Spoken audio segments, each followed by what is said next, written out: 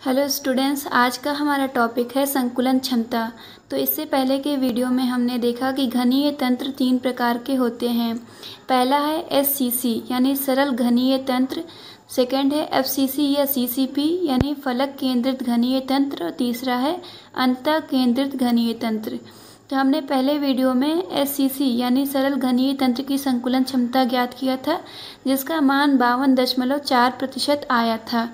तो आज के वीडियो में हम एफसीसी या सीसीपी यानी फलक केंद्रित घनीय तंत्र की संकुलन क्षमता ज्ञात करेंगे। अब यहाँ पे हम ज्ञात करेंगे फलक केंद्रित घनीय तंत्र की संकुलन क्षमता।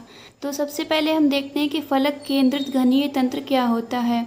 तो इसके लिए पहले हमने एक घन बना लिया है। अब इसमें हम देखते हैं कि एक घन में अगर ये एससीसी होता है तो इसमें घटक कण जो होती है वो केवल उसके कोने पे उपस्थित होते हैं, लेकिन फलक केंद्रित घनीय तंत्र में यानी एफसीसी या सीसीपी में घटक कण जो होते हैं वो घन के कोनों पे तो उपस्थित रहते ही हैं, साथ ही साथ फलक के केंद्र में भी रहते हैं।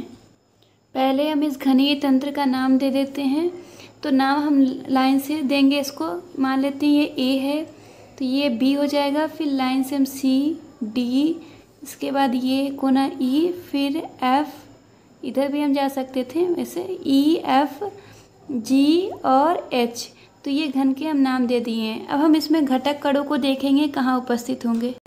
तो यहाँ पे हम देख सकते हैं कि ये जो ए बी सी डी एक प्लेन है, ये घन का एक फलक होगा। वैसे ही इसके सामने वाला भी एक फलक है, ऊपर और नीचे, और ये सामने आगे की और पीछे की ओर भी एक फलक है, यानी इस तरीके से घन में टोटल 6 फलक हैं। तो यहाँ पे हम देख रहे हैं कि घटक कण फलक के केंद्र में उपस्थित होंगे। तो यहाँ पे फलक के केंद्र में हम एक घटक कण बना लेते हैं। अब इसके बाद हम देखते हैं कि इसी तरीके से जो 6 फलक हैं, 6 फलक पे घटक कण उसके केंद्र में उपस्थित रहेंगे, और इसके अलावा जितने भी कोने हैं उन कोनों पे भी घटक कण रहेंगे। तो हम इस कोने ए पे एक घटक कण बनाते हैं और सी पे बना लेते हैं। तो हम संकुलन क्षमता ज्ञात करने के लिए केवल इतने ही घटक कणों को बनाएंगे, लेकिन अन्य स्थानों पे भी घटक कण उपस्थित रहेंगे।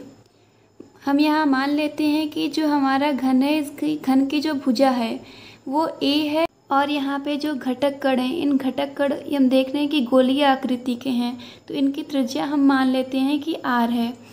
तो हम देखते हैं कि चूँकि हमें इनकी संकुलन क्षमता ज्ञात करनी है, तो हमें एफसीसी की संकुलन क्षमता ज्ञात करने के लिए ए और आर में संबंध ज्ञात होना चाहिए। तो पहले हम इन दोनों में संबंध ज्ञात करेंगे और उसके बाद हम संकुलन क्षमता के फॉर्मूले का यूज़ करेंगे। ए और आर में संबंध ज्ञात करने के लिए हम देख सकते हैं कि ए डी जो है वो घन की भुजा है। तो चूँकि ये घन की भुजा है इसलिए इसका मान हो जाएगा ए, और इसी प्रकार से हम देखते हैं कि डी सी भी घन की एक भुजा है, इसलिए इसका मान भी ए हो जाएगा। तो यहाँ पे हम देख सकते हैं कि ए डी और डी सी जो हैं ये घन की भुजा है, इसलिए एक दूसरे पे लंबवत होंगी, यानी ए डी और डी सी के बीच का कोण जो है वो 90 डिग्री का होगा।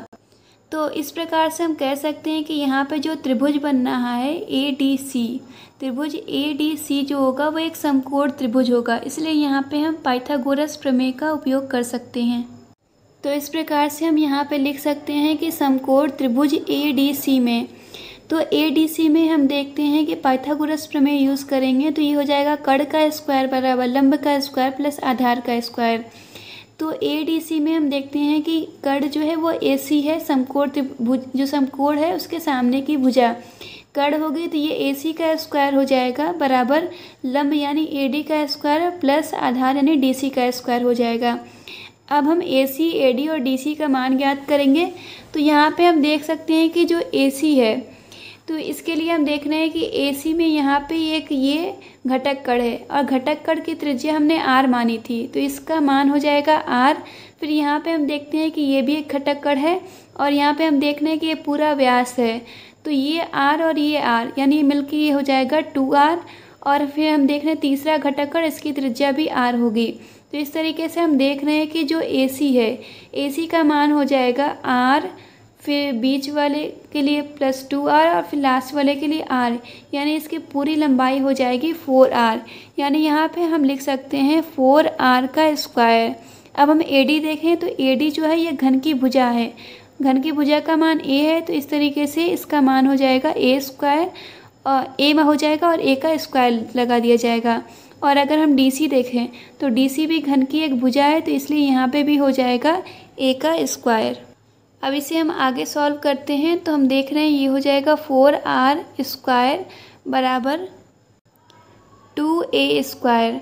तो यहाँ पे हम देख रहे हैं जो स्क्वायर है वो केवल a पे है, तो अगर इसको हम 2 पे भी करना चाहते हैं तो इस तरीके से हम इसको लिख सकते हैं √2a का होल स्क्वायर, और इस साइड हो जाएगा 4r का होल स्क्वायर।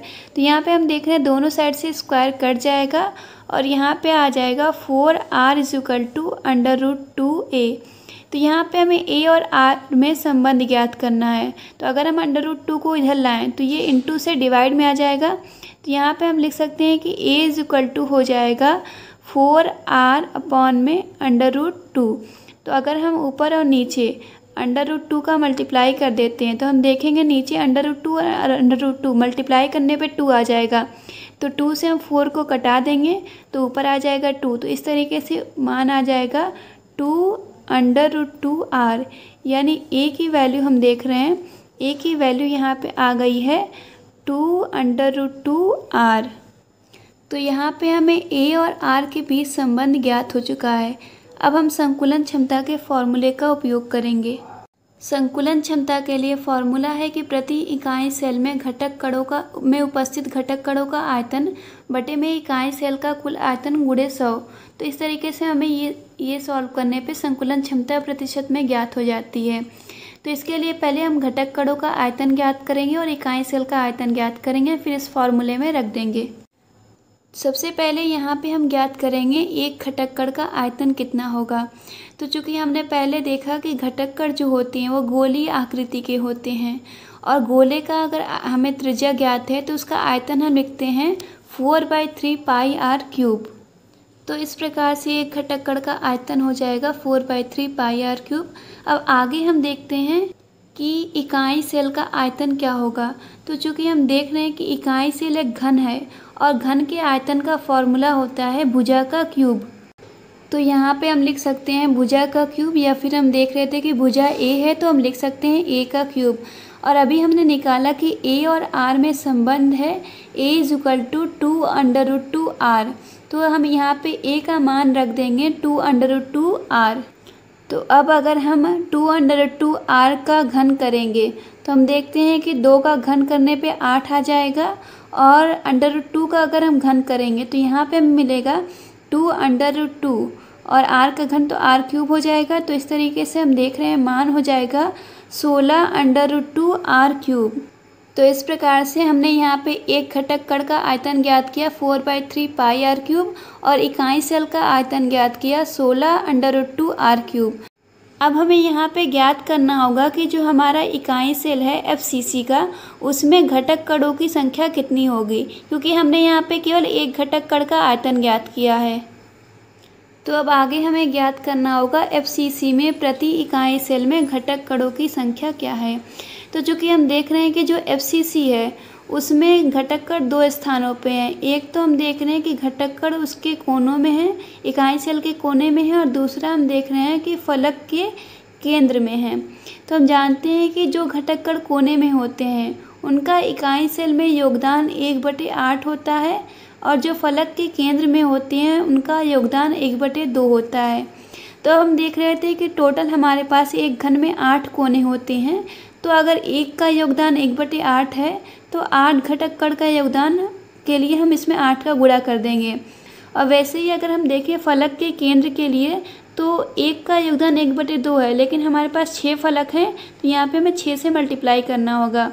अब इन दोनों घटक कणों को हम जोड़ देंगे, तो यहाँ पे अगर हम सॉल्व करेंगे तो ये कट के आ जाएगा 1, और इसको अगर हम सॉल्व करते हैं तो ये 3 आ जाएगा, यानी 1 और 3, यानी टोटल हमारे पास FCC में घटक कणों की संख्या 4 होगी।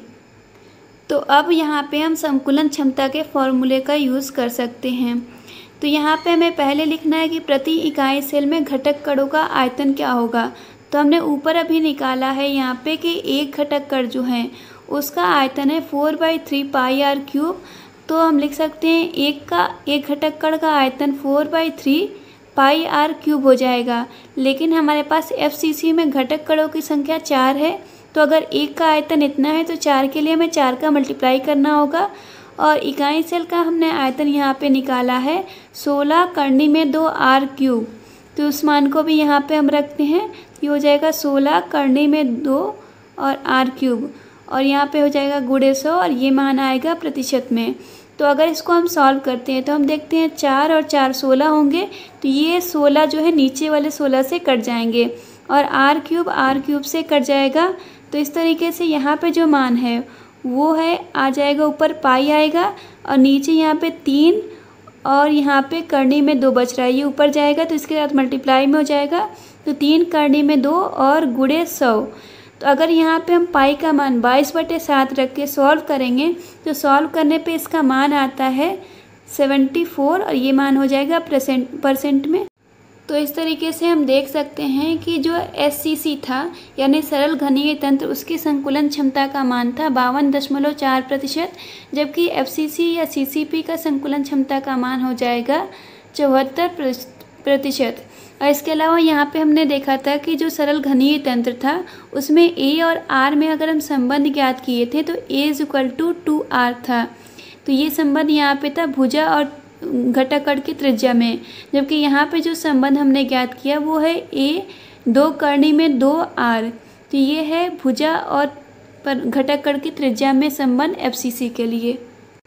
अब अगले वीडियो में हम लास्ट यानी अंतः केंद्रित घनीय तंत्र की संकुलन क्षमता की गणना करेंगे।